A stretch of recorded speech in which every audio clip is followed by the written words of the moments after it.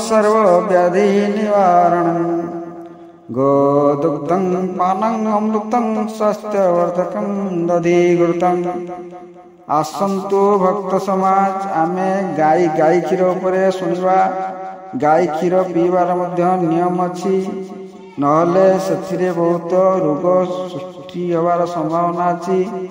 गाईर बाछुरी होला परे प्रसवर 25 दिन परे गाई पाखरु क्षीर पियंतु।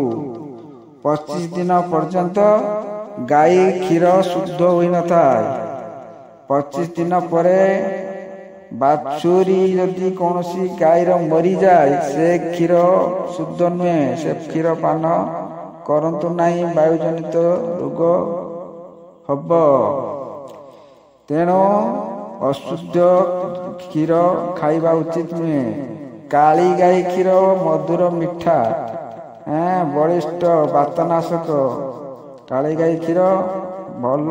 धला गाई क्षीर खाइले कफ वृद्धिकारक, कफ हुए, गुरु पाखरे जाउची। तेणु दूध सहित बाईबिडिंग मंजी सिजाई खाइले वायु नाशक हुए।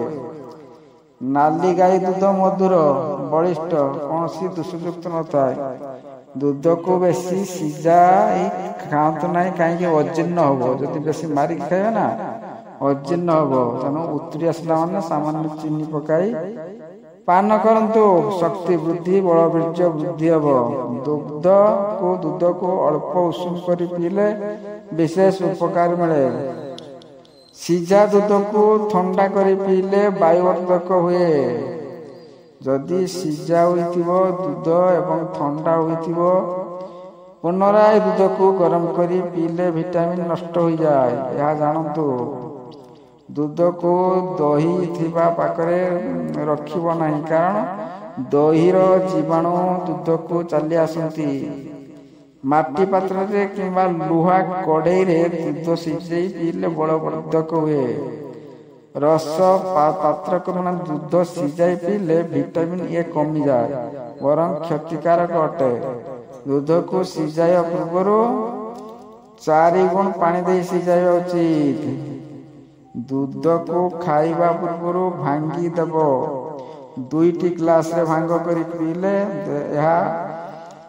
यह वायु नष्ट हो जाए। जति भांग कर पीवाटा भल होता है। सकाला गाई दुहा अपेक्षा संध्यारे गाई दुहा दूध अति बलवर्धक अटे।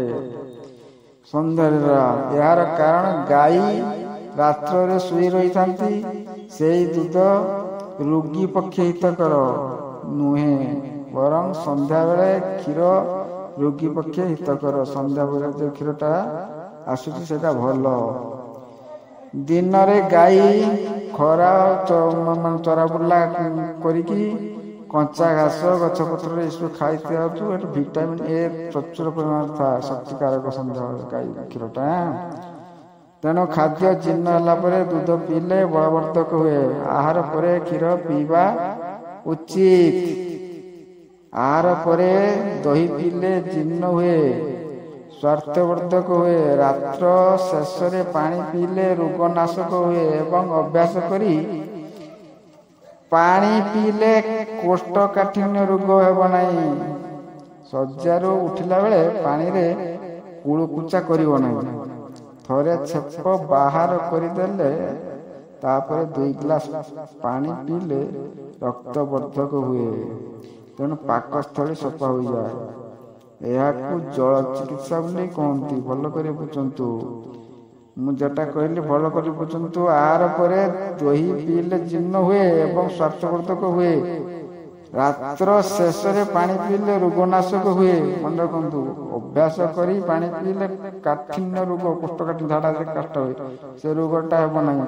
शज्यार उठिला बेले पानी रे कुळकुचा करिवो नहीं। थोड़े छेप बाहर करदेबो, तापरे 2 ग्लास पानी पीले रक्तवर्धक हुए। रक्त पाकस्थली सफा हो जाए। यह जल चिकित्सा बोली कहती। मु द्वितीय बार एटा को जणाइबा कहीदेली, भल करी शुणिथिबे।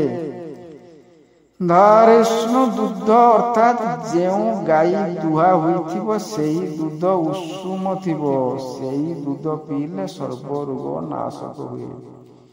ଯଦି ଅଶ୍ୱଗନ୍ଧା ଛେଲି ଚୂର୍ଣ୍ଣ ଏବଂ ବୁଧ ଦାରୁ ମଞ୍ଜି ଚୂର୍ଣ୍ଣ ସମଭାବରେ ମିଶାଇ 1 ଚାମଚ ଖାଇସାରି ଏହି ଧାରଷ୍ଣୁ ଦୁଧ ପିଇଲେ ସ୍ୱାର୍ଥବର୍ଦ୍ଧକ ଓ ଦେହର ସୌନ୍ଦର୍ଯ୍ୟ ବଳ ବୀର୍ଯ୍ୟ ବଢ଼େ। ବୁଢା ଖାଇଲେ ଟୁକା ଭଳି କାମ କରେ।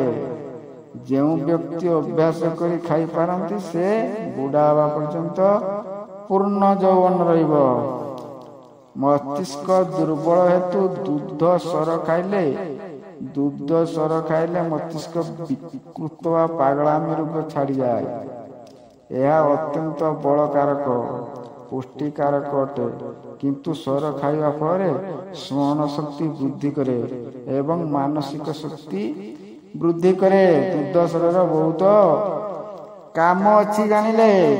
କ୍ଷୀର ଛେନା ଅତି ପୁଷ୍ଟିକର ଖାଦ୍ୟ। ଛେନା ଅଭ୍ୟାସ କରି ଖାଇଲେ ବୁଦ୍ଧିବିଦ୍ୟା ଜ୍ଞାନ ବୁଦ୍ଧି ପ୍ରକାଶ ପାଏ ଏବଂ ଦେହର ଶକ୍ତି କାନ୍ତି ସବୁ ବଢ଼େ। ଦହି ଛେନାରେ ଶକ୍ତି ନଥାଏ, କିନ୍ତୁ ତଥାପି ଏହା ଦେହ ପକ୍ଷେ ବହୁତ କାମ କରେ ନା। ଭୟଭକ୍ତ ସମାଜ, এই କ୍ଷୀର ବିଷୟରେ ଆପଣଙ୍କୁ ମୁଁ ରବୀନ୍ଦ୍ର କୁଲାରୀ ଯାହା ଜାଣେ କହିଲି। ଆପଣଙ୍କୁ ଯଦି କିଛି କାମରେ ଆସୁଥାଏ ତେବେ ଲାଇକ୍, ସବସ୍କ୍ରାଇବ୍, ସେୟାର କରି ଉତ୍ସାହିତ କରିବେ। ଜୟ ଜଗନ୍ନାଥ।